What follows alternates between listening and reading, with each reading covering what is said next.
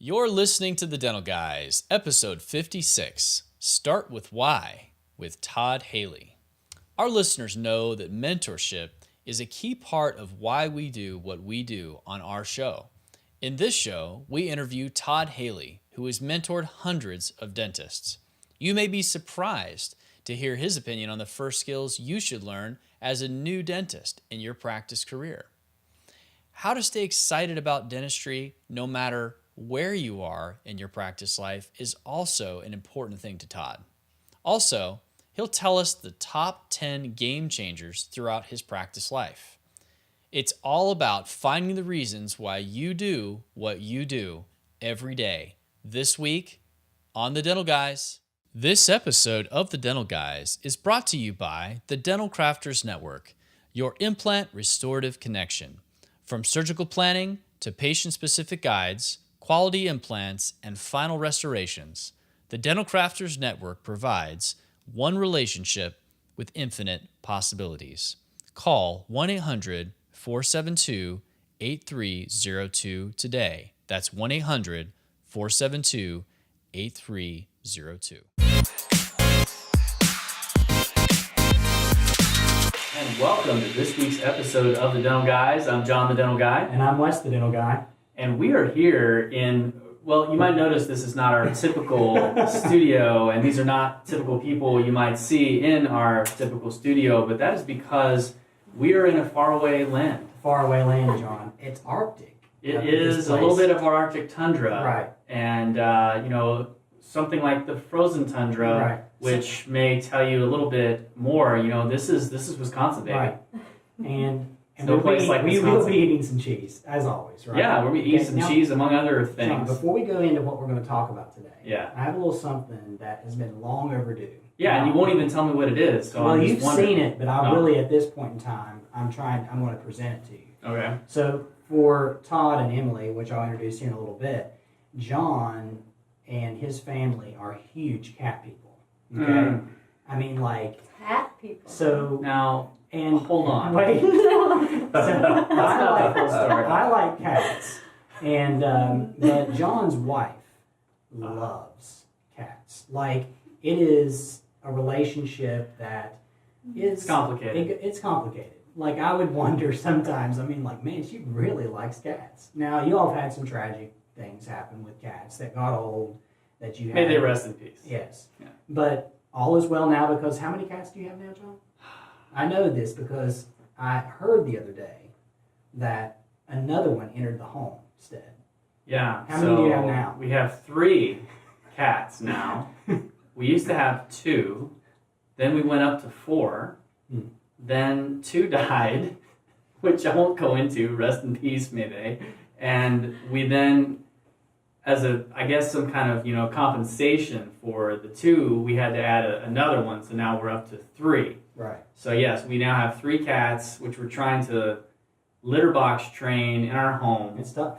Yeah. And cat pee, for those that don't know about cats, It's not cool. it's not cool at all. It never comes out. No. In fact, they say that even if a cat, here's some science behind it. I geek it out. Yeah, right? yeah. They say that even if a cat has never been in a room, there is cat dander in that room. That's how bad it is. So if you're allergic, just forget about it. Forget it. Right. So, John, my wife went up and beyond and found this for you. But John, if you're watching this on the YouTube video, John is being presented with a nice shirt, and if you're seeing this, the Crazy Cat Guy shirt. And Laura, I guess I should accept it, shouldn't I? Oh, I you should are accept accepting, it. and you're going to wear it too. Merry Christmas, John. Merry Christmas. Thank you man. so much. I'd like to thank the cats and my wife for this wonderful token of appreciation. Anytime you want to come up and clean some cat litter Right. boxes, No, just thanks. let me know. I have one cat. That's enough. Yeah. All right. So why are we here? Yeah. All right. We're here because the Dental Crafters Network hired me years ago to start teaching some implant restorative things. That led into some other courses. And I just want to say, before we get into the show, if you're interested in maybe taking certain things to the next level in your practice, man, look no further than the Dental Crafters Network. because here's the thing about them, John, is that they want you to be successful when it comes to, your implant restorations, how you're taking your pictures. I know the owner there has even went to people's offices and trained them on how to use DSLR cameras, because you get these things from PhotoMed and it like comes in a box, and how do you put it together? Mm-hmm. And so like from photography to shade taking to implant placement to, whatever. Yeah. They're your partners, John. And how often do you see these days the dental lab get into education? It should be much more common. It's not. And so they're so committed to the success of their clients that they're willing to sponsor educational events, bring people in to further the skills of their doctors. So it's good for them, but right. it's good for the patient in the end, and it's good for these doctors because it gets you fired up about what you can do, what's possible, and how the lab can support you. So if you're working with a lab right now that maybe you talk to them on the phone and you've never even seen them, you don't even know them, you don't have any relationship, and they don't have any commitment to education other than maybe sending you a flyer here and there for the new material they have. You might want to consider the Dental Crafters Network, because this is obviously an organization that cares about the success of their doctors. Well, we always thank the Dental Crafters Network for supporting the dental guys. They came on as one of our first sponsors, mm-hmm. and we're excited, and we want you guys to support the Dental Crafters Network. So if you're looking for education into dental implants, shade taking, impression taking, how to restore complicated cases, mm-hmm. I want you to call the Dental Crafters Network at 1-800-472-8302 today, and tell them the dental guy sent you. So, John. Yeah, we got some special guests here. So who are these people, Wes? Who are these people? Years ago, whenever I first started coming to Wisconsin, I kept hearing about this guy, and it's my friend Todd, and who's having a coffee? He's having a coughing fit right now. and you've got to meet Todd. And the first time I met Todd, and we hit it off, and I met a guy that was passionate about dentistry, has a lot to say about where dentistry is going and where it's been. And this is Dr. Todd Hehli. And then what's even better is we've brought along his daughter, Dr. Emily Hehli, who just graduated dental school some 6 months ago. Yeah. And you have committed already to some pretty awesome education. Mm-hmm. And appreciate that water, by the way. That's awesome. So I've been talking all day. So John, I'm going to kind of yield to you for most of this conversation, and sure. I'll kind of intervene. I've been teaching for a few hours. Yeah. And so I just want to say that I'm excited about this conversation because John and I are all about mentorship. We're about helping you understand what, as a practitioner, you need to be doing to maybe bring some people into your practice, maybe an associate, and John has an associate in his practice. I'm looking forward to possibly bringing in an associate here in the near future. And so, John, let's get this started. Yeah, I think that as we were talking about this show, like I say, it fits right into our wheelhouse as far as what we believe makes dentistry better, which is having somebody that you can learn from who will encourage you to do the right thing.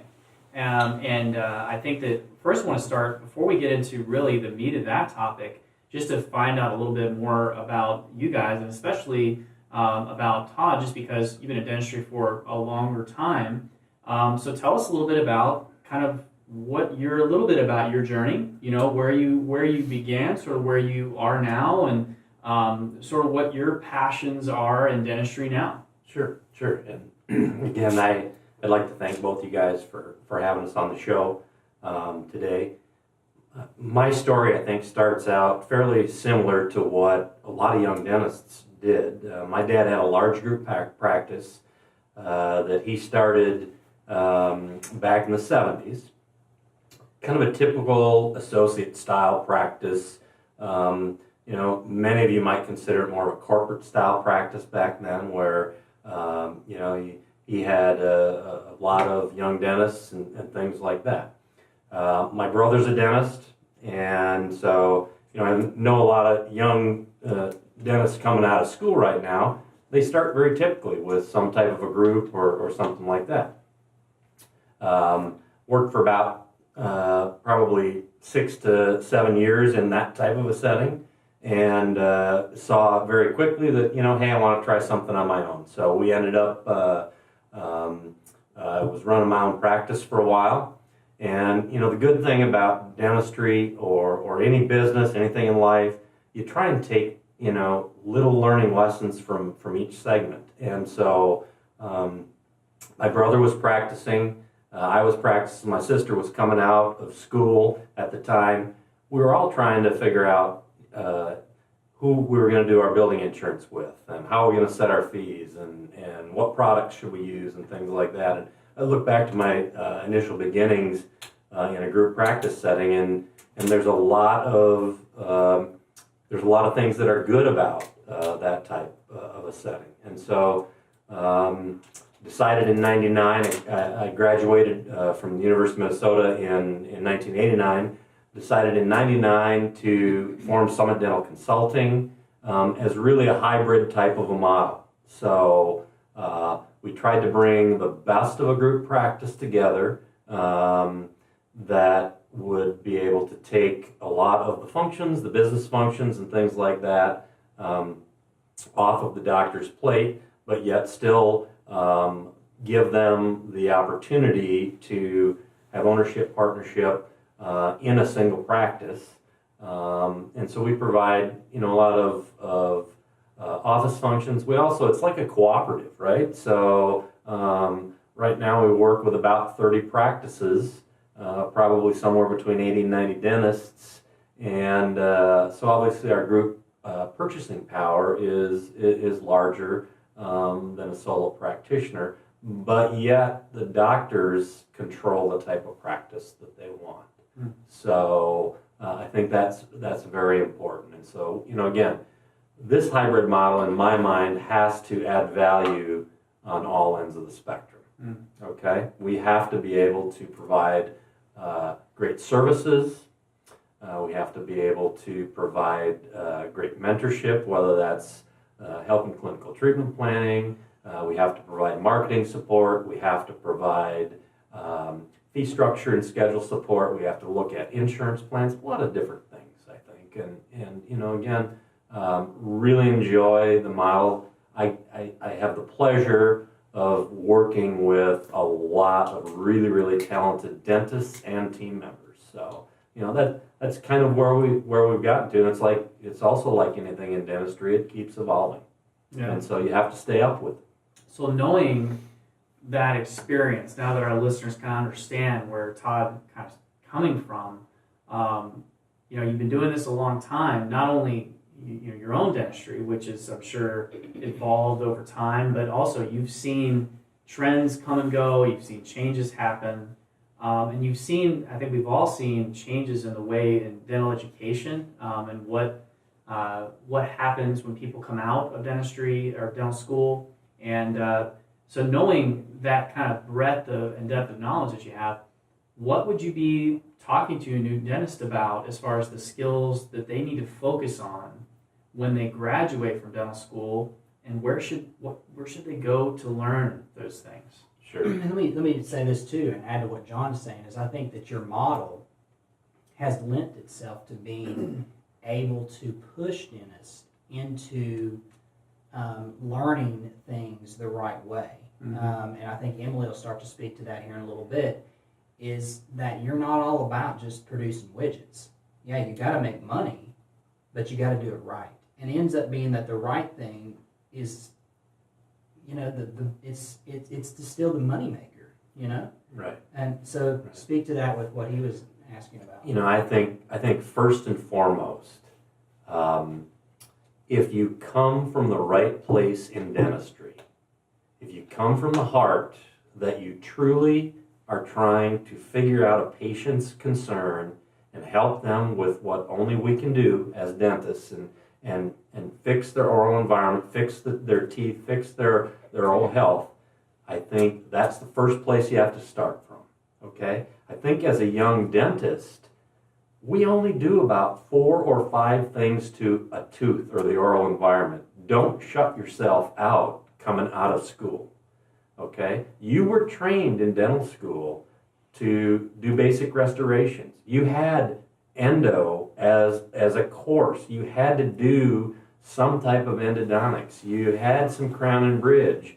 And so I guess, what I would say, John, is coming out, don't limit yourself, okay?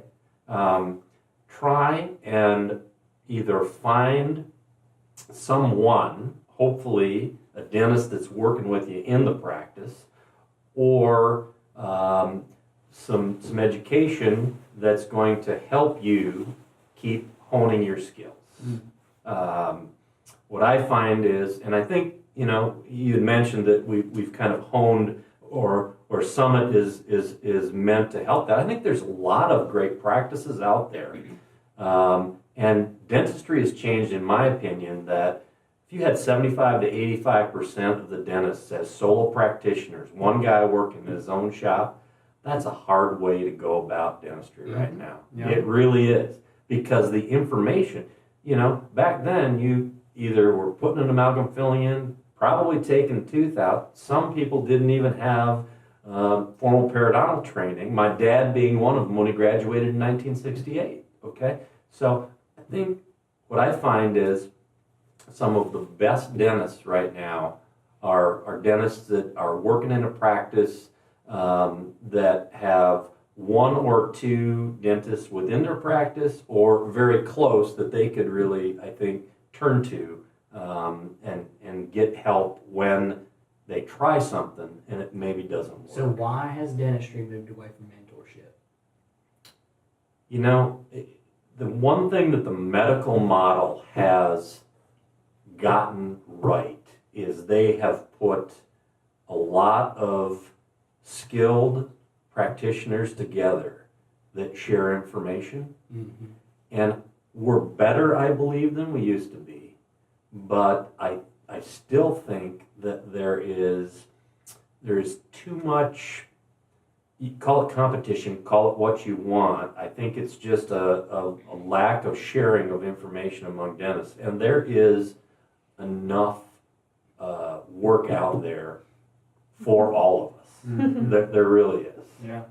So you think that the skills that they should focus on would be, again, not limiting yourself to just what you have done in dental school alone, but trying to get better at those skills, but also expanding what you can do. Is that right? I mean, into new things. Is that what you, as a new dentist, if they ask you, Todd, what should I, what do I need to get better at first? What procedures or what should I learn about first? Right. What are the kinds of things you would tell them? Like if you had to choose between all of the things that are out there with CE, or would it be just find somebody? Would that be the thing you would advise them to do? So find somebody that can mentor you and kind of go from there, learn from them first, or would it be more go to the educational environment? What do you think there? So I think that you can't just pick one avenue. Mm. I think. And you may not be able to find that person, that mentor right out of the gate. And I think the thing about continuing to push yourself is it's hard work. It's really hard work. How many times have you said that? Okay, to be a great clinician, to be a good clinician, you have to continue to seek out, and it's not just the 8 to 5 that you're doing. Man, yeah, we say it all the time.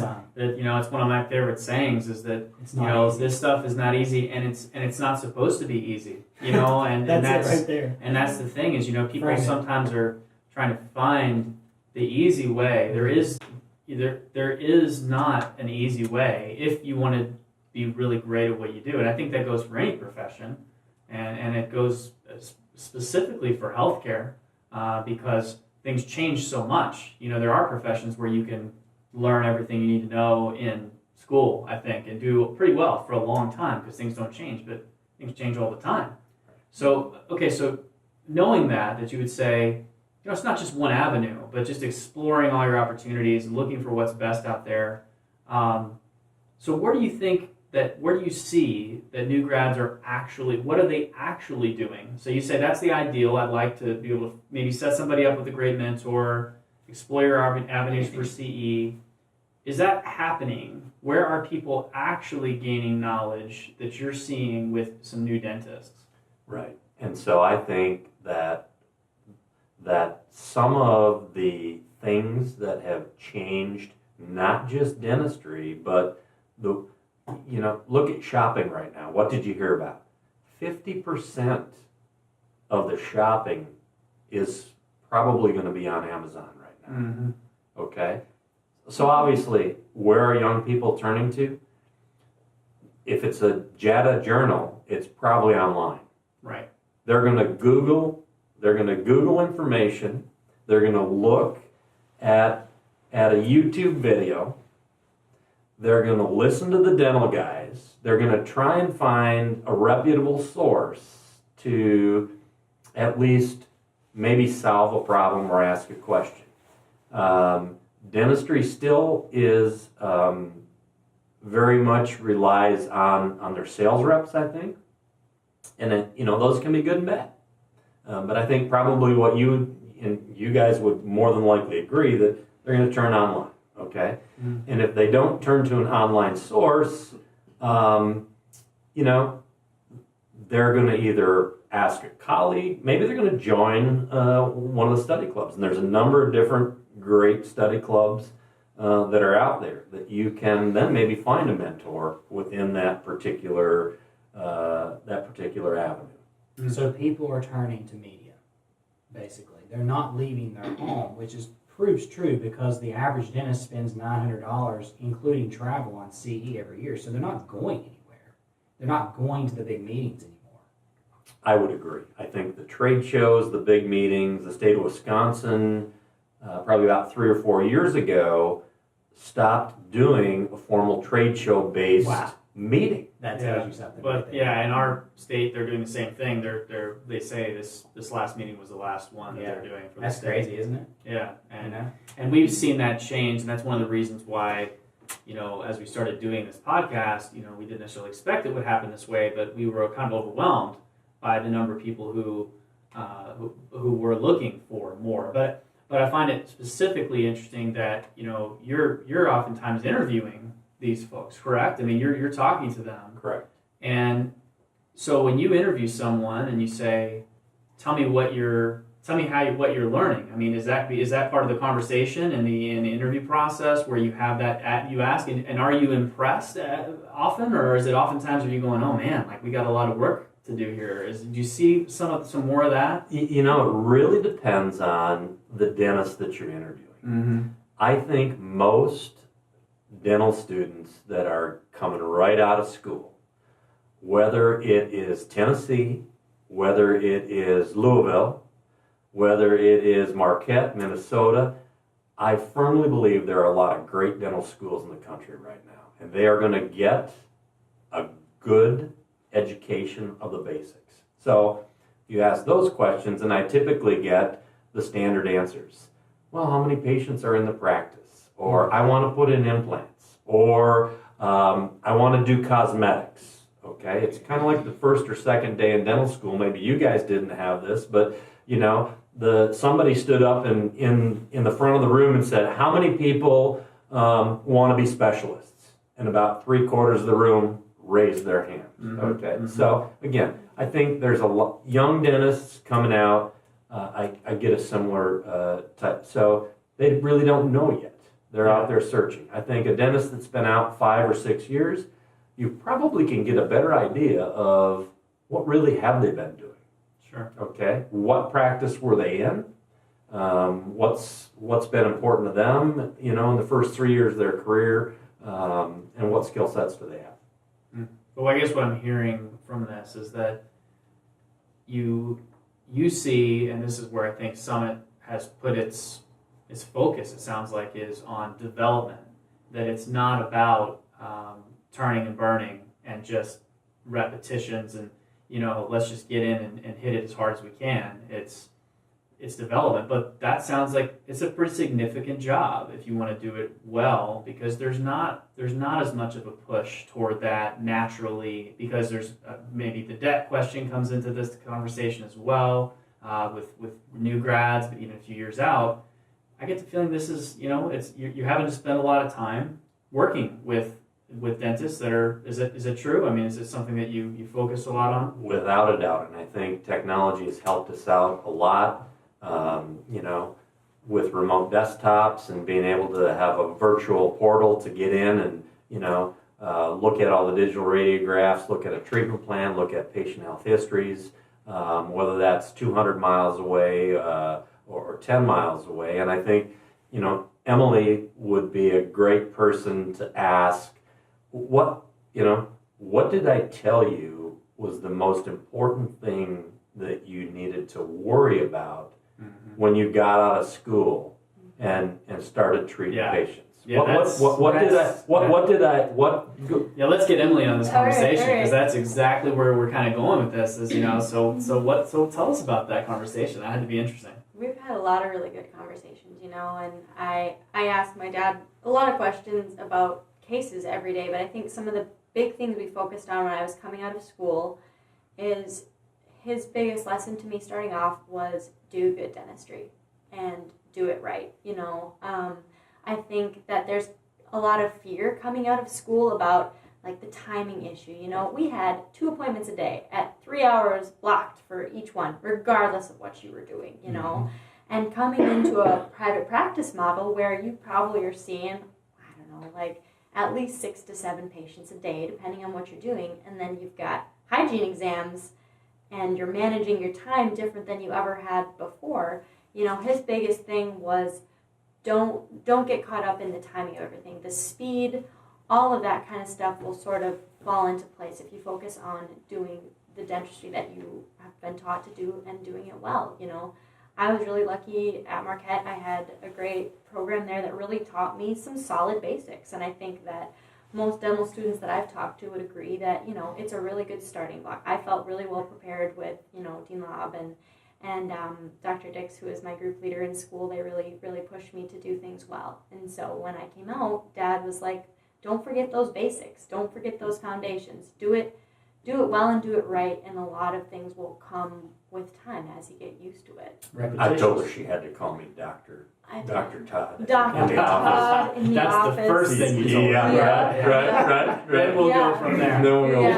Yeah. So in that conversation, okay, so that's awesome, because I think that's what our show is all about, and we always talk about doing the right thing is going to be what makes you successful. And if you do the right thing, usually things work out well. It's not always the fast way, but it's the long game that gets you where you need to be. So you knew you need to do the right thing. Okay, so that's the ideological standpoint.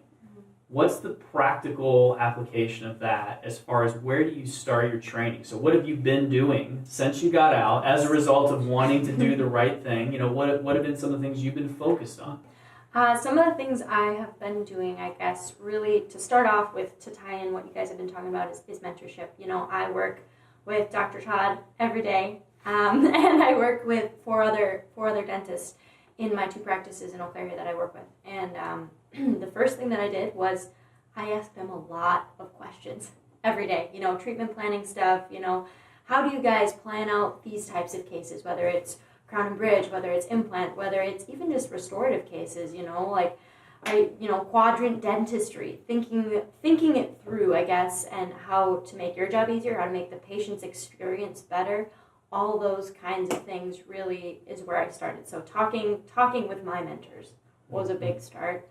And then from there, it's seeking out CE, the Dental Crafters Network. I've known about the Dental Crafters Network and Brad and Bob for a good long time here. Got to actually spend some time. Hey, I didn't pay her to say that. No, neither did the Dental Crafters Network. Free advertising. Oh, yeah. But you actually went over to the Dental Crafters laboratory, their big facility. Yeah. It's awesome. And you worked there, maybe? I worked there for 2 summers, yeah. So they taught me all about stacking porcelain and waxing teeth. That's invaluable. Oh, it was, Amazing. you guys don't even know. I was so far ahead of some of my classmates when I got to school because I had the lab skills already. And we because talked of- about the value of visiting the lab for Yeah. a day and what that could do for your practice. Yeah, And how much, yeah. I mean, that really makes a difference. Lab dentist communication is huge. I call over dental crafters all the time. I think that's a big help too. Finding a good lab, that's Right. another thing right there, is somebody that will work with you on your cases so you're both on the same page and the patient ultimately gets the best treatment at the end of the day, you know. So you look at, the mentorship was the first thing, and you really took that to heart. You put yourself right where you needed to be there. So tell me a little bit about your continuing education plan. I'm sure you've had some time now as you've kind of been around a lot of smart people, with a lot of mentorship in the last few months, and you've seen what they're doing. So has that allowed you to kind of lay out a plan in your own mind of where you'd like to be in a year or 5 years? Is that something that you've thought much about? Well, before you answer Yeah. that question, because that's how you get to that. Yeah. Mm-hmm. I don't really know what you want to be. I've never asked you this question. And Yeah. what kind of dentist do you want to be in? Mm-hmm. I want to be a comprehensive dentist, I have seen a lot of really great mentors in my life that haven't limited themselves, that can really provide most of their patients with really comprehensive treatment plans, doing a lot of different treatment options. I want patients that are referring their friends, neighbors, happy with their work, happy with the outcomes that they're getting. Mm-hmm. And I never want to stop learning. Okay. I think that being with a mentor, a few mentors in my life, I always want to be pushing myself, I guess, to really be able to That's do. good. So now, how do you get there? Yeah. Yeah. Yeah. What is your goals? Like, if you could say, this is the pathway that I want to take to get to that comprehensive treatment mentality, to have the practice where specialists are referring to you. Okay? Because that's the ultimate goal. That's what John and I have strived for, and we get that now. Mm-hmm. Because the specialists see the value in that comprehensive care because they know their cases work. And so, from that standpoint of comprehensive care, getting to that practice, what are you going to do? And what do you think you need to do? Well, right now, the reason we're all here together, I'm started off, implants has always been something I've been interested in. So I've started off with the Dental Crafters Network doing our Implant 101 and Implant 102 course, or 201 course. No, wait. Yeah. What you're saying is, Mm-hmm. and what she's saying, John, is she's saying 6 months out of school, she's taking a basic introduction to implant and heel bridge surgery and immediate extraction, immediate placement within 6 months of graduating. Yeah. Now, that's pretty awesome. Yeah, I mean, I think that, those of you who listened to the show before, you kind of know how we feel about this, but, we think that one of the greatest disservices that a lot of dentists do is they say, I have to wait on this because usually either they want to pay themselves more or they want to focus on their practice, they'll say. I'm going to focus on my practice right now. And it's, once you have some perspective, you realize that that's silly, Not that you can't do that. I mean, that's fine if that's what you want to do. If you're listening to the show, that's probably not what you want to do. Or we hope that you're learning that that's not what you want to do. But as a new graduate, going out and spending that time and maybe more importantly, that money. I mean, frankly, it costs a lot of money to do the right thing, to go to the right courses. But the payoff is huge. I mean, you're already starting to see, I'm sure, the way you think about things since you've taken these implant courses. Even if you're not doing a ton of implant stuff, your thought process has probably already radically changed, I'm guessing. Oh, it's hugely changed. And again, to what you're saying about don't wait, is I have people around me asking the question, well, what are you waiting for? Why would you wait to do these things? Like, what you gonna learn? What are you gonna learn from now to when you want to start? And so getting to that comprehensive care, what it involves, yes, learning how to do certain skill things, but what avenues, there's different methodology. What I'm trying to get at here is that there are many paths to comprehensive dentistry and understanding. Even some of the cases we saw today, we saw that there was, the lack of comprehensive thought processes maybe, or maybe there were barriers that prevented comprehensive care. And so ultimately we want everybody to do comprehensive care, but what gets you the knowledge and what pathway? Because in the world of dentistry, there's about 4 or 5 different pathways you can take when it comes to learning that skill set. One would be strictly mentorship. Behind the scenes, hard work with someone that has done all the legwork for you, and then you're basically being tutored underneath that person for a good period of time. And that requires a lot. Another way is to actually go somewhere and learn it. And that could be Spear Education, that could be John Coyce, that could be Pankey, that could be Dawson Institute. Those to name a few. Some have chose LVI as a route.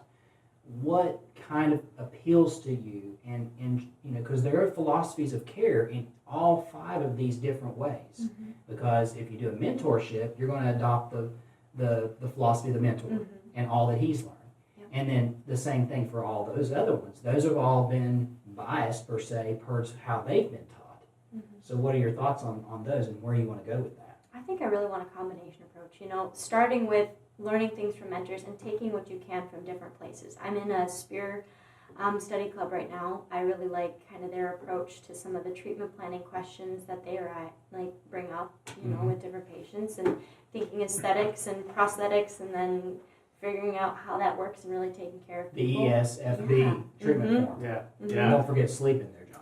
That's right. And so you guys have brought up some really good topics that we probably even haven't shared a lot of ideas, but I think no matter what you choose, and right now I think Spear's got an excellent program out there. I've been through LVI types of things. I've been through occlusion that's probably more traditional. I've had a lot of Coyce stuff. But I think initially as a young doctor, you need to pick a path. Yeah. And you need to stick with it, and you need to try enough dentistry based on that one path. Thank you. Before, and this is what I tell a lot of young dentists, don't switch your composite 5 times. Thank you. Yeah. Figure out why you had a light contact. Figure out why you had Good sensitivity. Advice. Okay, too often. So I think a key is sometimes simple is better. So what you're saying is that chasing this quick fix or chasing different avenues to try to find solutions, it's better to stick into one route, even when choosing materials and education. Correct.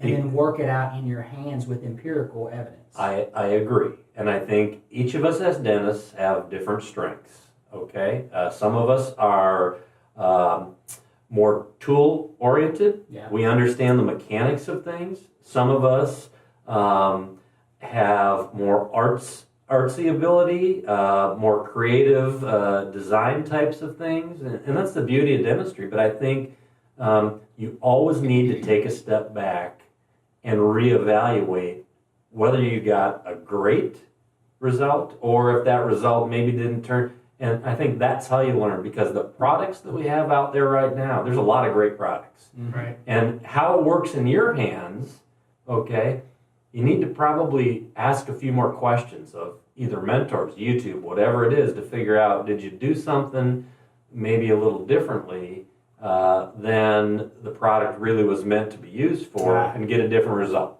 Well, and I think you've explained to me too, don't change everything, Yeah. If you're having problems with a different avenue, instead of throwing everything out with the wash, trying to pick little things that you'd like to do. Well, and that's a very scientific way of doing things in general.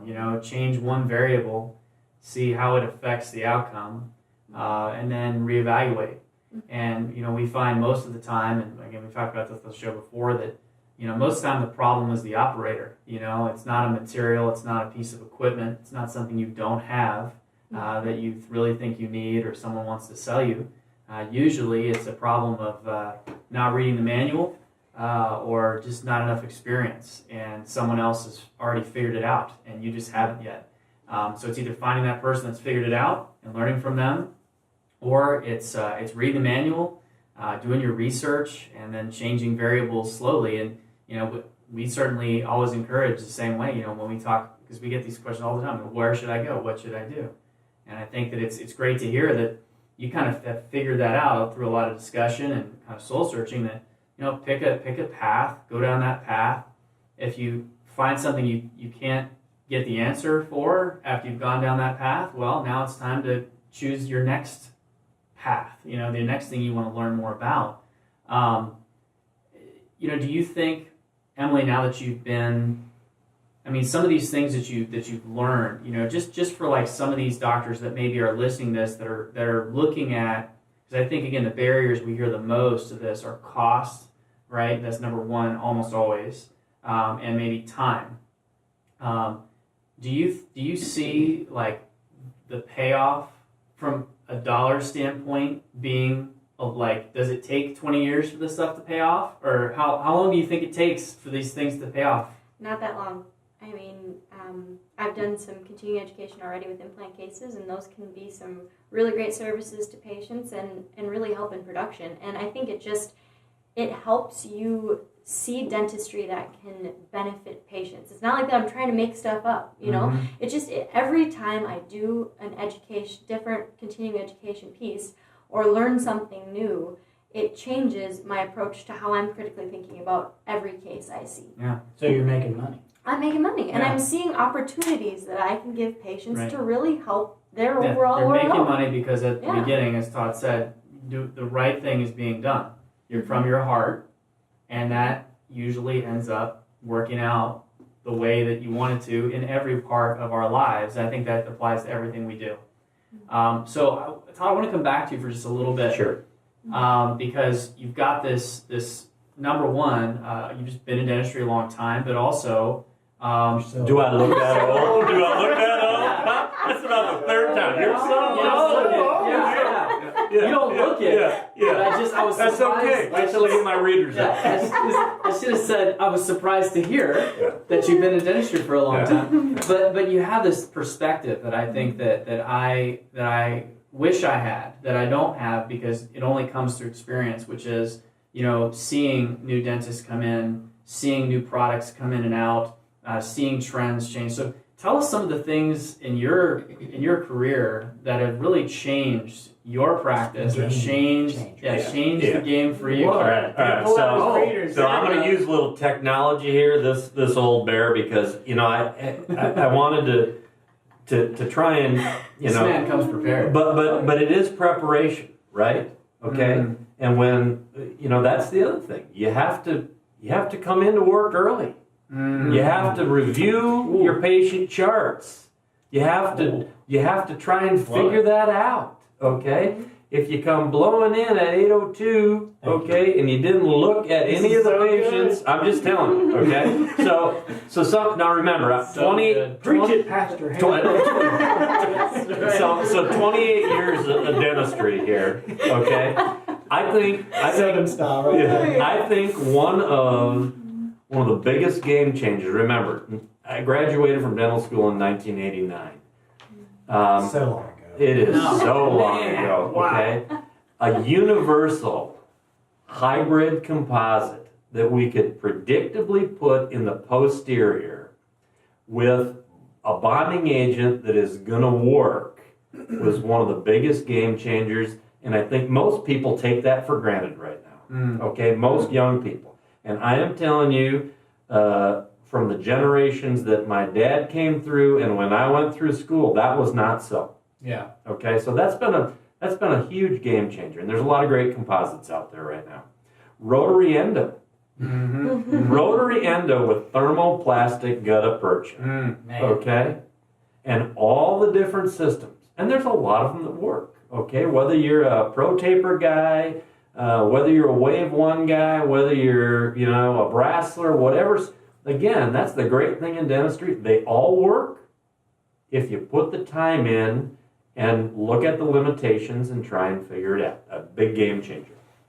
The electronic patient chart. Oh man. Okay? Game changer. Yeah. Game changer. You mean my business team front office gal can pull up on her computer and look and see what the chart note says about the last treatment that you have done. So when the patient is saying they have sensitivity in the upper left on the last tooth that Dr. Hehli had worked on, and it was really in the chart that it was the lower right, but the electronic chart and digital radiographs, I think, huge.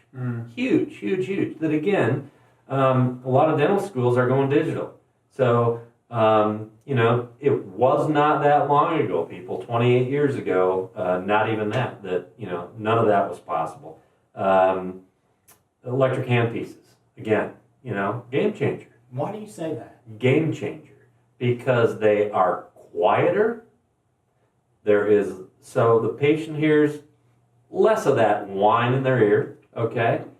And they have a torque that, if you're doing a lot of crown and bridge, there is a weight to them that it's something to get used to, okay? I spent most of my career with air driven, okay? Yeah.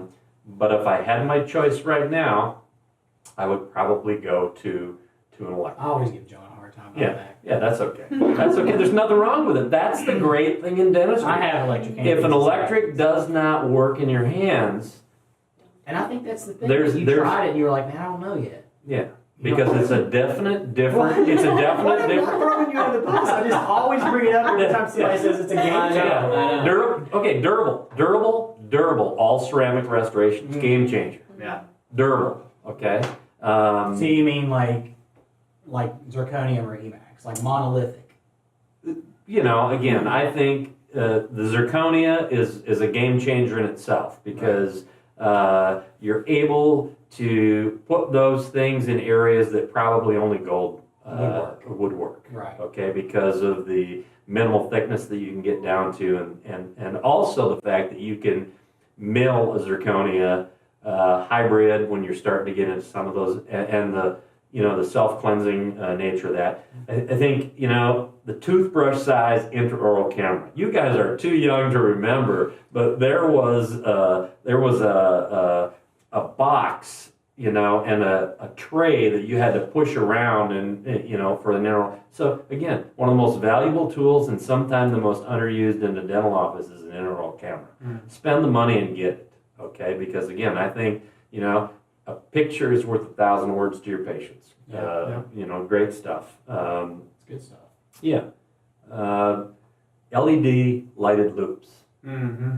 The only people who were wearing loops when I graduated from dental school were the instructors in the GV Black Club. Okay, and you may not GV Black. Okay, go Google that. Okay, because but they were the guys with the flip down loops, and I'm like, I am never going to be him. Yeah. Okay. Yeah. But that was an elite group back in its day. Okay. Sure. With their little gold foil hammers. Yeah. Okay. Now with everything as small as it is, boy, those little, you get a headlamp on, you don't even need an overhead light anymore. And the loops, whether you're 2.5, 4, we were talking about that before the show, and I think that's been a huge game changer.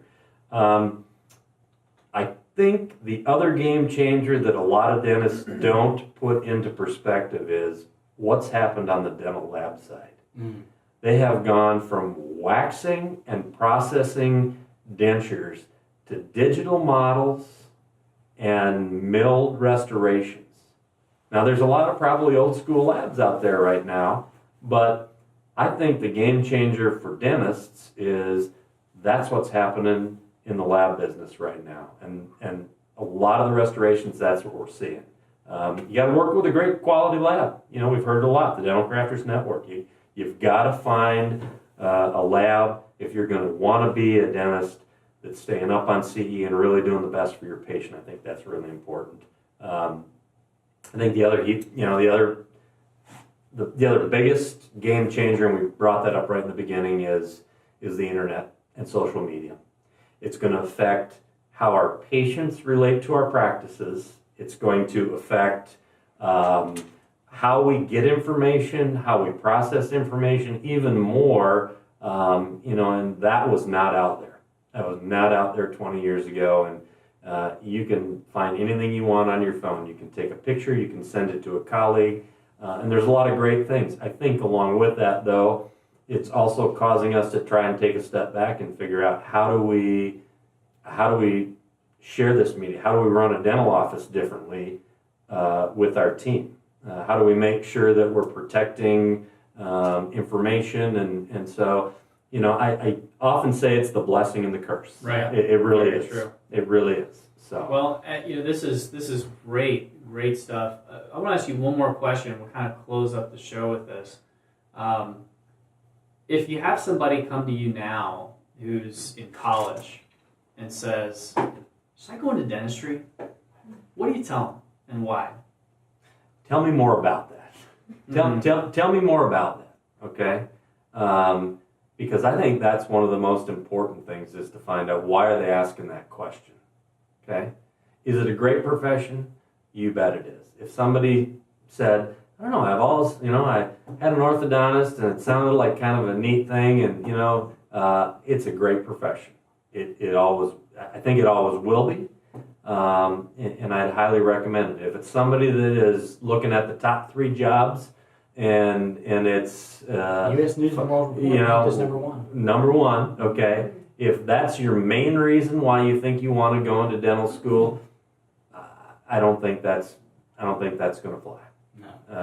Because really, truly, to succeed, you have to understand the passion of being able to deal with people, and so. So, well, I really appreciate Emily, you being on the show. Thank you so much, and Todd as well. Now, Todd, just before John closes this, tell us a little bit about, I know you're looking to always grow. You have over 30 dental practices right now, or roundabout. And if someone is listening to this and they want to come to this area, how can they get in touch with you? Yeah, and I appreciate that. We are always growing for the right reasons, and we really believe in controlled growth. So if there's a dentist out there that was looking, Summit Dental Consulting is the name of the company that we work with right now. They can give me a call, 715-833-8755, and I'd be more than happy to take their call and tell them a little bit more about, what we have going on. There's a lot of different options and opportunities. We basically are up in the Midwest right now, Wisconsin, Minnesota, Kansas. We work with a practice out there, but a lot of different opportunities. Awesome. Nice. And it's a good time to be in Wisconsin with the Badgers. It is the Badgers. Right. And at least we have the Badgers because our Packers are, we're one wing down without a quarterback. Well, but anything is better than the dumpster fire that is Tennessee football right now. Yeah. So we really don't have much to say. Well, it's been a great show. We hope for those of you listening and watching this that this is a little different type of show than what we typically do, but we think it's equally as important as the research and the science and the products is, why do we do what we do? Why do we do what we do? If we understand that and it drives all of our decisions as far as the products we choose, the research we read, why do we go to see, why do we show up early? That's really what it's all about. And sometimes it's good to just remind ourselves about what it's all about. And so we appreciate you guys being on the show. And you guys will probably be listening to this right around Christmas time. So Merry Christmas to everyone out there that's listening. And again, thank you for being on the show, Wes. It's been a good one. It's awesome. Thanks, Yeah. John, for coming. Yeah, it's been fun. Enjoy your cat. Yeah, thanks. It's Your going to be cat a holiday. cat holiday. Yeah, I'm glad you brought that back up again. Well, for Wes and John, we are the Dental Guy.